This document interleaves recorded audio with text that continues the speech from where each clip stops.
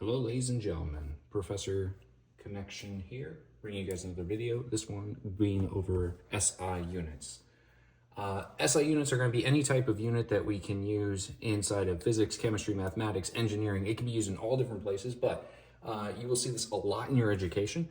I did list up to start all the different, well, not all of, these are most of the main types of units that you will see across multiple different classes. I tried to make it as all-inclusive as I could without being too large. So we have length, lowercase letter L if you see it in its summary as its type. Length is lowercase letter L, mass is lowercase letter M, volume, lowercase letter V, time is lowercase letter T, and current, which is usually used in physics, is capital letter I in most cases. I did put a bonus one on here for temperature. I'll tell you guys why it's bonus here in a minute. But the unit symbol, so we have actually a base unit for each of these types, and we have what their unit symbol is. The base unit for length is going to be a meter. Meter is going to be, again, lowercase letter m. So this is where things get a little weird. The type has a symbol and the base unit has a symbol. This is going to be the symbol that you put in for labels at the end of measurements, like 4 feet, 5 meters. Mass is going to be a gram. So its unit for gram is lowercase letter g. Volume is a liter, which is going to be capital letter L in most cases. Sometimes it's lowercase letter L. It just kind of depends on the teacher. Some teachers will use a lowercase letter L. Time is going to typically be its base unit of seconds.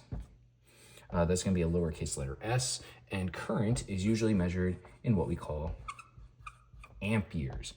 Amperes is typically going to be capital letter A, is going to be its base unit symbol.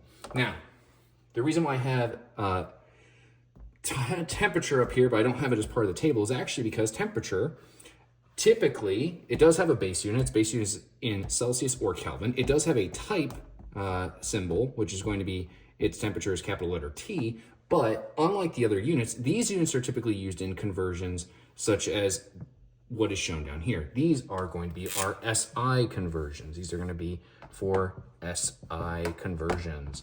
Whereas temperature, most of the time, we actually don't change temperature based off the SI conversions. We actually usually change them based off their own conversion system. So what the heck is this jargon right here? These SI conversions over here, why do I have KHDB DCM? And what this actually stands for, this is an acronym that I like using with students to help them remember something. I use this acronym, King Henry died by drinking chocolate milk. And so this is actually an acronym that helps us to get our different pieces. These are our prefixes.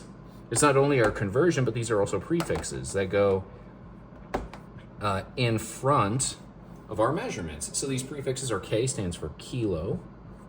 Kilo is actually typically shorthand to lowercase letter k. This is where you get all of your different abbreviations. H is hecto. Sometimes hecta, hecto. I've actually seen both. This guy is typically a capital letter H, although I have seen it as a lowercase letter h as well. So the next one is deca. And deca is almost always a capital letter D with an A after it. Almost always. I have seen it as lowercase letter d though. Your base units, and this is why I covered these at the start, these are these base units up here. Your meter, gram, liter, second, ampere, etc. The next one in line is actually deci, which is lowercase letter d by itself. Then we have centi, lowercase letter c, and then we have milli, which is lowercase letter m. So these get you all your prefixes. So some examples of these, just real quick before we kind of move on from this idea. Some prefixes up here. So for example, a kg is a kilogram. Another example of this, if I were to just write ms, it's a millisecond. And one last example real quick, I could do DAL, or I could just write DAL with a lowercase l, and that would be a decaliter.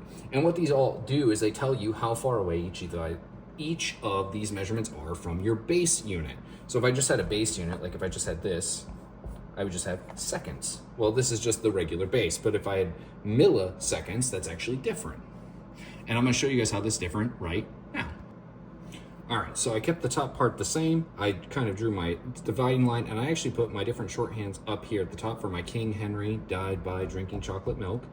And then I actually plotted it on a staircase, because this is actually a method that I use to teach my students, is I actually take whatever their unit is. Let's say I work with, I have two different examples on here, but let's just say, to get you familiar with the staircase, let's say I go from a base unit and I want to move. So basically what happens is I take my decimal point, wherever it is in my number, and if I want to go from base to hecto, then I go 1, 2 jumps. That means I actually move my decimal point physically 2 jumps. Again, kilo, hecta, deca, base, deci, centi, milli.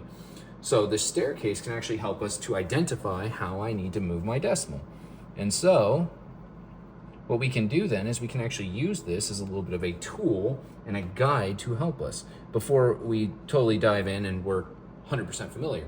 So for example, if I compare a kilogram to a gram, this is something a lot of American students struggle with, because when they try and think of it, it's really hard for us to separate the unit from the number size. So if I have 1 kilogram, well, I know if I have 1, my decimal's behind my 1, so I'm gonna put my decimal at K.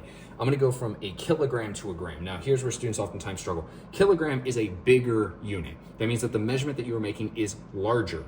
Now, grams are smaller. So I'm gonna move 1, 2, 3 down the scale, which means if I have 1, I'm gonna move my decimal point 1, 2, 3 spots. I'm gonna fill in these with zeros. So I'm gonna have a 0 here, here, and here. That means 1 kilogram equals 1,000 grams. Notice, this is something students often struggle with. The unit gets smaller, the number got bigger. This is because it takes more of these to make up one of those. That is something that, as you get more familiar, you can actually start solving these a little quicker. Okay? My next example uses decimeters, and we go from the decimeter to the hectometer. So again, I'm gonna go now the opposite direction. I'm gonna start at my deci. Again, my decimal is gonna start at 1, because I have 1 decimeter, and I'm gonna go 1, 2 bumps up this, nope, 3 bumps up the scale, whoops. 3 bumps up the scale, there we go. So I'm gonna make 3 jumps up the scale. That means 1, 2, 3. So now my decimal is also gonna move 3 spots to the left this time. So I'm gonna end up going 1, 2, 3. So my decimal point's actually gonna move over here, and I'm gonna fill in my zeros. So 1 decameter is, or decimeter, there we go, is gonna be 0.001 hectometers. Okay. So that gives us a little brief example of how in the world these all fit together and how these unit conversions all work. I want to give you guys a rundown of what the base units are and how we actually convert them and how they actually get used. One last connection I'm going to make with you guys is actually how these connect to a previous video when we talked about fractions.